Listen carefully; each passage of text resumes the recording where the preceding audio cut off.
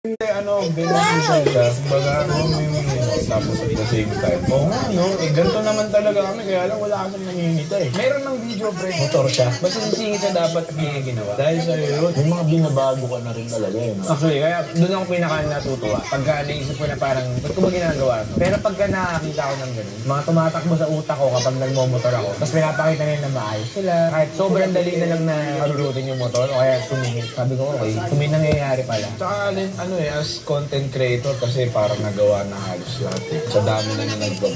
So, maganda nung may impact ka talaga na nag-resonate sa Pilipino. Tulad ni Lance, no? Kasi di na natin i-dedenay. Putok kayo ni Lance talaga ngayon, di ba? Oo nga, ba't hindi na lang kayo mag-collab? Parang makakontent na ako eh. Parang hindi sa akin sigaw. Ay, mo ayaw ano niya, intro niya. Alam niyo ba? Ganun edit ka eh. Nakakainis kayo eh.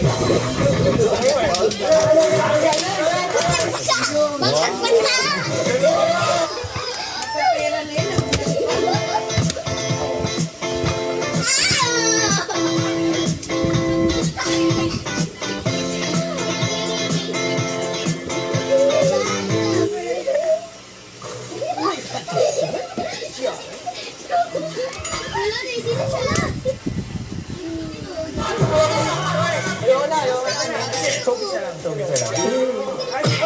Alam mo, Pia, huwag ka nang bumalik. Buhay ka pa pala. Buhay siya.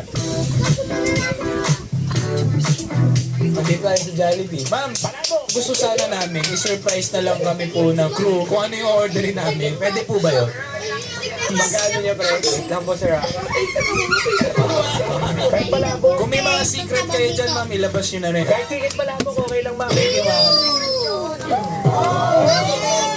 Sige, ma'am, mamaya. Ikaw ba ang secret jowa namin for today? Maganda tayo nag-aabot, Mags eh. Eh, ako Eto na, Mags. Oh, ikaw din eh! Ganda mo nga, ma'am. Sige po, ikayo na mag-abot. Surprise na lang po sila. Para po, surprise po kung clear. May mag-aabot na maganda, ma'am.